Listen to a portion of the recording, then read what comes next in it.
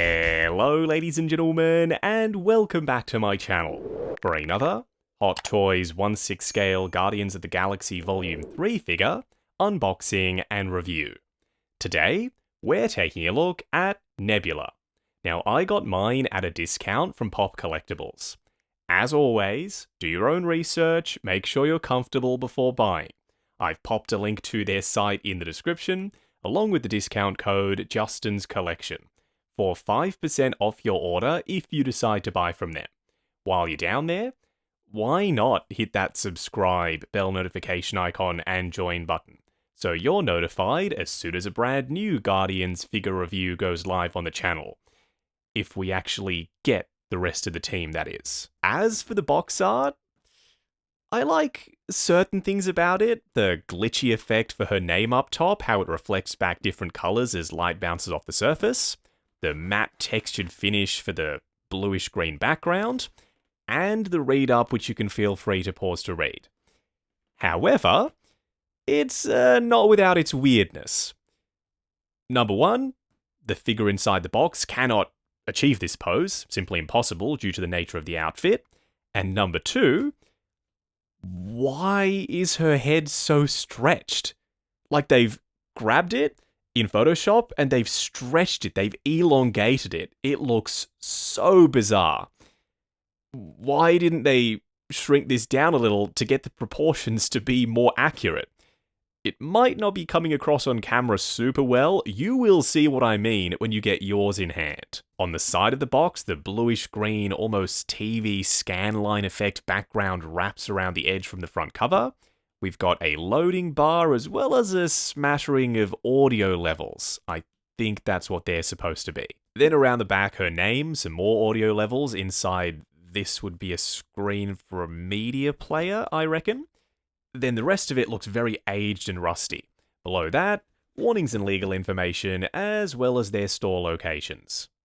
They've done a great job of making sure the artwork on the slipcovers feels bespoke for each character, changing up the layout of everything per release. But there's still an underlying consistency throughout the line. You can tell that, just based on the art on the slipcovers, they're all part of the same collection.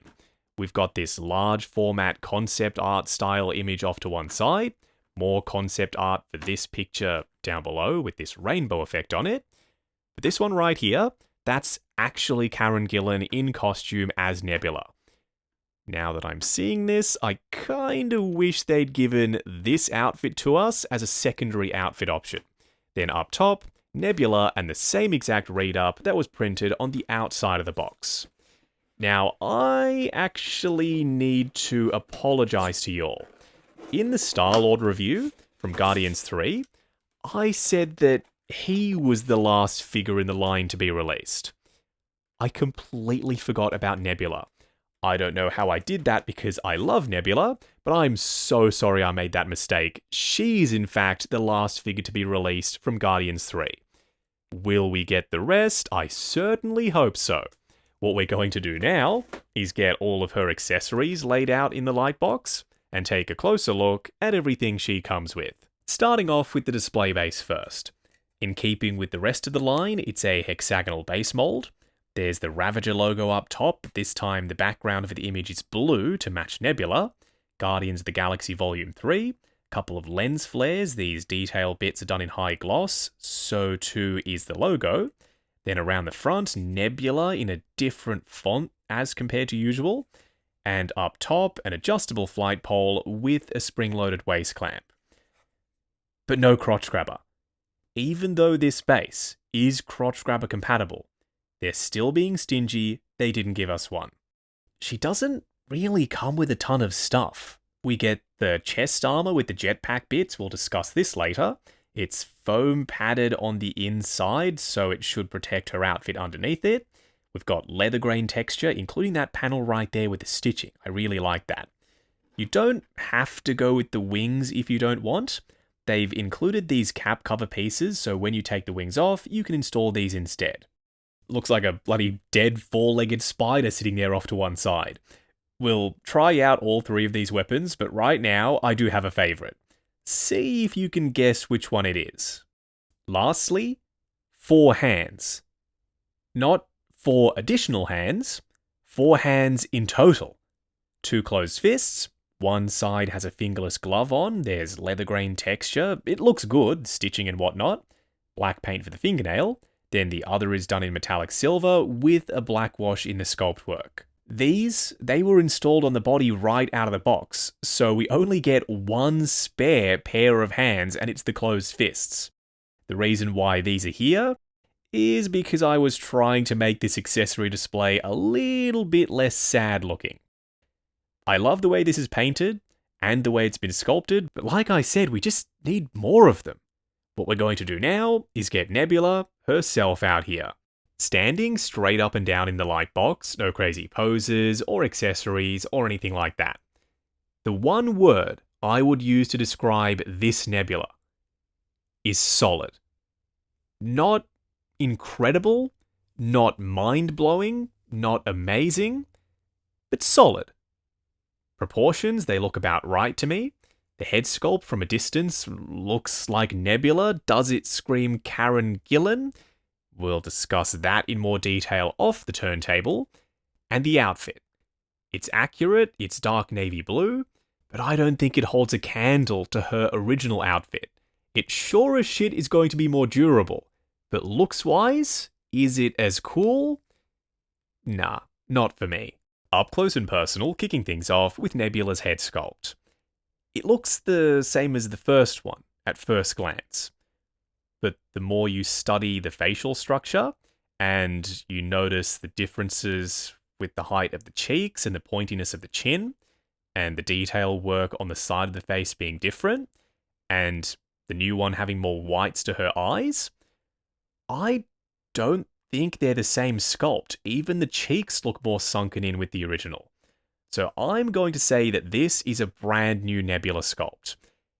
We've got this metallic effect for the darker blue and the lighter blue sections of skin, some airbrush shading, and the skin tone match between the neck and the head sculpt is perfect. No complaints from me. Even around the back of the sculpt, can you see that? The scratching on the base of it that then continues down onto the neck? Not necessary, because there's a seam there anyway. It doesn't look seamless. They didn't need to do that. But I'm glad they did. It's the little details that count. They've even done that on the side of the head to make it look like her skin is being pulled taut over these raised sections. Now, if I had to pick between the two sculpts, I like the new one, but for me, the likeness is coming across stronger on the original. Let me know down in the comments below, which Nebula head sculpt do you prefer? There's also one other thing about this new one. There's a pretty visible seam line from her right ear. It ends when we get to the middle section of detail work. Then it picks up on the other side right before this stuff takes over. There's also a lighter silver dry brush on this gunmetal panel. The seam line was there with the 1.0, but it was nowhere near as obvious. How about a head swap? Yeah, why not? Let's give it a go. No. The skin tone match is off. The original head is greener in tone versus the brighter blue of the new one. And the neck connector receiver is different, so this head sculpt sits very high on her neck. The new one on the 1.0 body isn't half bad, but it's bigger. It's slightly larger in scale. So proportions-wise, this doesn't work for me. I don't think a head swap is in order. I'm going to keep the head sculpts on the bodies they came on. Et voila, at least we tried it. Now around the front, this flap on the outfit is magnetic, but that doesn't actually stay open, nor would you want to expose the ladder stitch underneath it. Maybe it's just for assembly or to tame this flap, that's why they've popped the magnets in it. The Ravager logo, there's no blackwash. I was expecting this to be dirty and grimy, like the communicator, I think that's what that is, pin underneath this flap. I could fix it myself, I don't think I'm going to, I'll leave it clean like this. We've got straps on either side for the outfit, they're rubbery plastic, not pleather, but there's weathering on those buckles. The straps connected to those buckles, they're stitched in. As far as I can tell, I don't believe they're going to go anywhere. They're not glued in place. Her belt is free floating and adjustable. You can move it up and down pose depending. And the design of the outfit is asymmetrical. We've got a different shoulder pad on the left side versus the right. This one is integrated into the outfit. You can also tuck it under this rubbery part of the vest if you so choose for greater range of motion. We'll cover that in the articulation segment. The robotic arm can look a little disjointed if you're not careful. Make sure you're closing up the gap between the shoulder pad and the top of the arm after you're done posing. As for her pants, don't worry, we'll get back to the robot arm, I promise, because we need to do the switch out weapons anyway.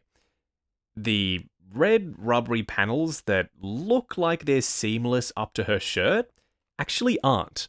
There's a seam cleverly hidden by her belt, so the pants and shirt are separate pieces stitched together at the factory. These pockets are not functional, please do not try and open them. Normal fabric above the knee pads, below, and around the back. They've used this ribbed stretchy fabric for the high traffic areas, her inner thighs and her knees. There's a metallic blue pinstripe around the base of the knee pads, and there's some metallic blue pinstriping on the back that connects under her belt to her shirt up top. Then the boots. They're sculpted plastic, leather grain texture. That texture in particular I like. The ribbing. There's some speckling of dirt and grime just selectively dotted around the place, and some really chonky soles with some fully sculpted tread underneath. And there's weathering under here too. It's the buckles and the texture for the fabric, then this padded section up top. All of it works together. It looks like multiple pieces of other materials fused together to make up the boot guards, but it's not. This is all just one solid sculpted piece of plastic. These might be some of the most impressive boots I've seen from them in a while. So, the robot arm.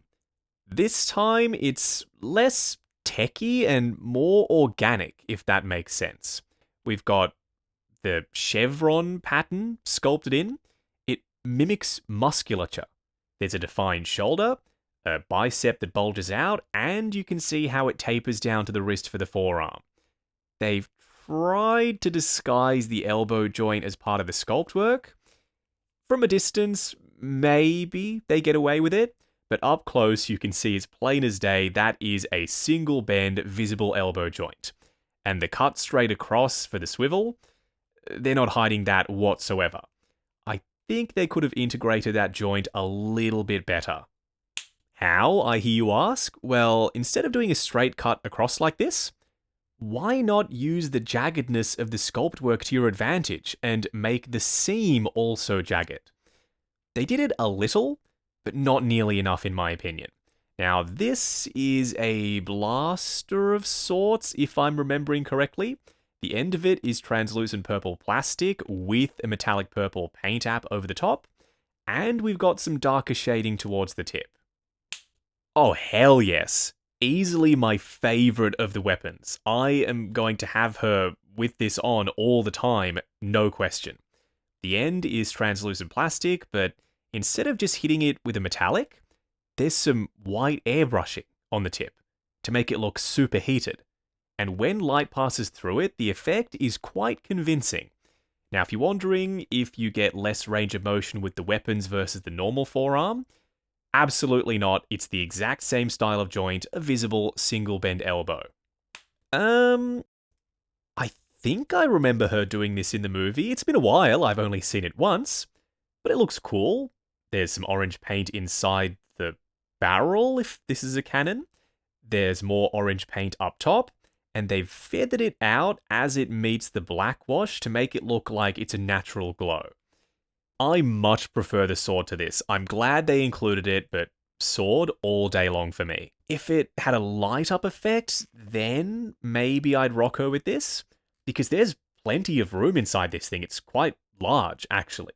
The end could have unscrewed, then there could have been a light core inside of it that you either recharge with a USB-C cable, or more than likely it would have been button cell battery powered. But it's just painted to look like it's lit up, and that orange paint isn't vibrant enough for that effect to look all that convincing. Different strokes for different folks, I guess. You may very well prefer her like this. Just a standard forearm, no weapons. Now I want to find out what she looks like wearing her armor and then the jetpack, so let's move on to that. Easiest decision ever. Nebula is going to be rocking this jetpack. The added shoulder pads I like. She looks a little bit more bulky now. And there's so much texture and sculpt work on the surface of the armor. Even around the back, we've got this spinal column detail. These panels are removable so you can install the wings. We will do that in a moment. There's texture on them, texture on the shoulder pads, and more of that around the front, plus a metallic purple, some shiny metallic silver, some gold, and a window between these two straps so you can see the Ravager logo. It's not fully covered up, you can still make it out underneath the armor. The more we add, the cooler she starts to look. Imagine the sword, the chest armor, and the jetpack wings all together. These spindly sticks, they're meant to be thrusters of sorts. There's a rubbery cable connecting the top thruster to the bottom armature thing. They're pegged in with 3 pins, quite securely, I might add. There's a ball joint at the base of them. Each of the sticks are on ball joints, and this armature is also on a ball joint, so plenty of articulation for the wings. But what I like most about them is the color. You see, the outfit is very dark. Black, dark navy blue, red, even darker red. But then we've got metallic purple for the armor, and bright yellow for the jetpack wings. It just makes the outfit look more visually interesting. And that's why she's going to not only be wearing the chest armor now, but the jetpack wings as well. For a quick side-by-side comparison, it's Nebula v Nebula, the original versus the one from Guardians 3. Before you head down to the comments to complain about the height difference, yes, the new one is shorter. But look at the boots. The original, high-heeled boots on. The new one, not high-heeled boots.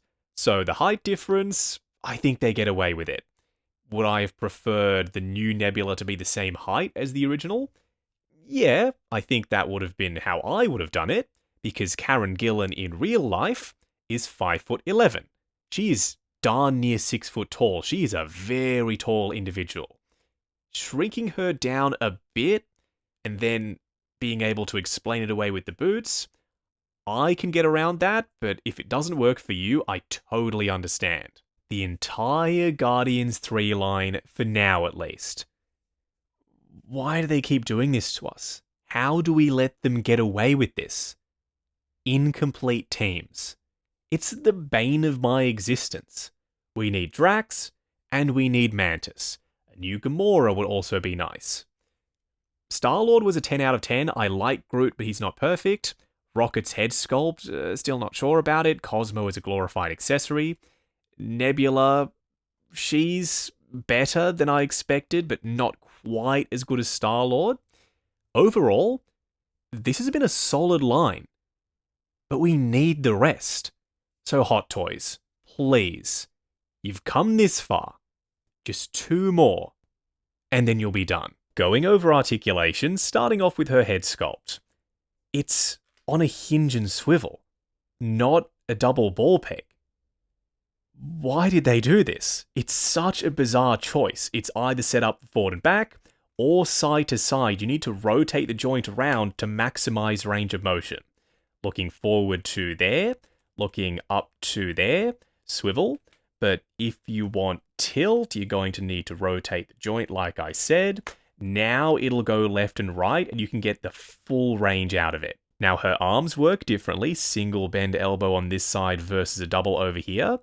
So we'll go over both of them. This arm goes up to there on a hinge, and there's a ball joint at the end of it. Forward and back. There's a butterfly joint at the shoulder that hinges up and down. Swivel at the elbow, visible single bend getting you to 90. Then for the wrist peg, it's a ratcheted hinge and swivel. On the right side, her arm will go up to there. Just tuck the shoulder pad under the vest for a little bit more range. Going forward and back, restricted by the fabric outfit. And the same thing can be said for the butterfly joint. Forward and back and up and down, but not nearly as much as this side. Swivel at the bicep, double bend at the elbow going past 90.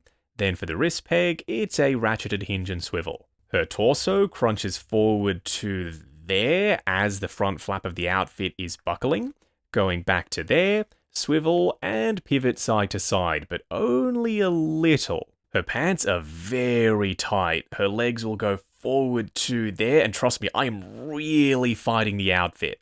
Going out to there, swivel at the upper thigh, double bend at the knee, going past 90. Then a double ball peg for the ankles, thank goodness not a hinge and swivel, and it's a split cut boot design, good for forward and back rotation, as well as tons of ankle tilt. Moving on to the 3 cool and 3 annoying things. You probably saw this coming from a mile away, but the first annoying thing is we only get 2 pairs of hands in total. I know we get to swap out weapons for this side, but what about the other? A closed fist? No fingers splayed out style pose hands or any unique gestures. It's a closed fist or an open palm one for both sides, that's it. The second annoying thing is, once again, we get a hexagonal base with the flight pole and spring-loaded waist clamp combo as our only option. We know this base mold is compatible with a standard crotch grabber. So why the heck don't you include these? In my opinion, every single time you chuck one of these in the box, it should be accompanied by a crotch grabber as well. It just makes sense to me. I'm actually going to be selling this model of crotch grabber on my store, justinscollection.shop, link below this video. It's perfectly compatible with Hot Toys bases, sturdy as, and there's some rubber tips up top. But I really shouldn't have to sell these, and you shouldn't have to buy them. I've said it once and I'll say it again, they need to throw these in. The third annoying thing is some consistency would be nice across figures in the same line. Because Star-Lord got moving eyes, and Nebula doesn't have them. I get it, she's got these big black eyes, maybe they didn't think it was necessary, but she also has this dead-eyed stare thing going on. If you could have moved them round, that would have eliminated the issue entirely. The first cool thing is to swap out weapons. How could it not be? We've got the translucent glowing effect blade, then this one, whatever that is, the blaster cannon, and the normal forearm with the wrist peg on the bottom as well. The second cool thing is the armor and the jetpack. It might not be easy to install this, but once you do, it looks sick, and it's very well articulated, with 1, 2, 3, 4 ball joints for each wing. The third cool thing doesn't serve any real functional purpose because it's not like you can leave this open. I love the magnets in this front flap. It helps tame it, keep it locked down and in place. And if you crunch her forward and it looks gappy, you can grab it, adjust it, and try and eliminate the gappiness. Wrapping up on Nebula from Guardians 3. The only reason why I think we got Nebula is because they could reuse most of the head sculpt, tweak it a little in digital, reuse the body very likely, only adding some new sculpt work for the left arm. Then the outfit is all fabric and patterns and tailoring. That stuff is cheap as to produce at the factory. This is a low-cost, low-budget figure for them. But she turned out great. Is she perfect? No, I don't think she is. We've already discussed the pros and cons. But I'm happy. The head sculpt, a slight downgrade versus the 1.0. That one is still my go-to definitive Nebula. But if you don't have that release, and you're after something that's going to blend in with the rest of the Guardians from Volume 3, she's going to do that for you, no problem. The switch out weapons and the jetpack are a plus with this one.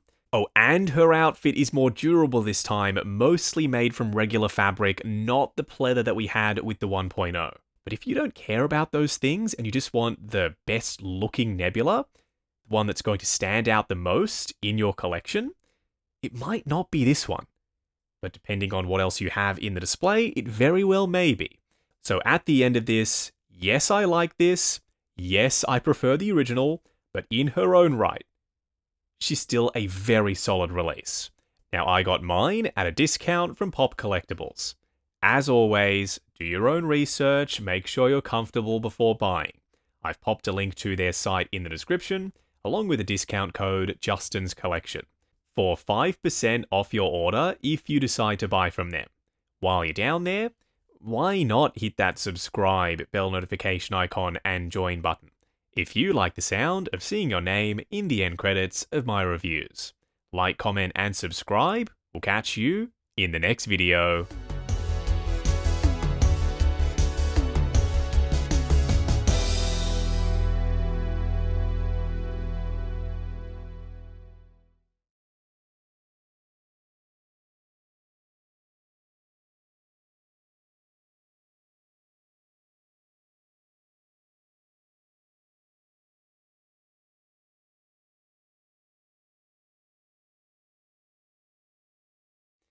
She comes in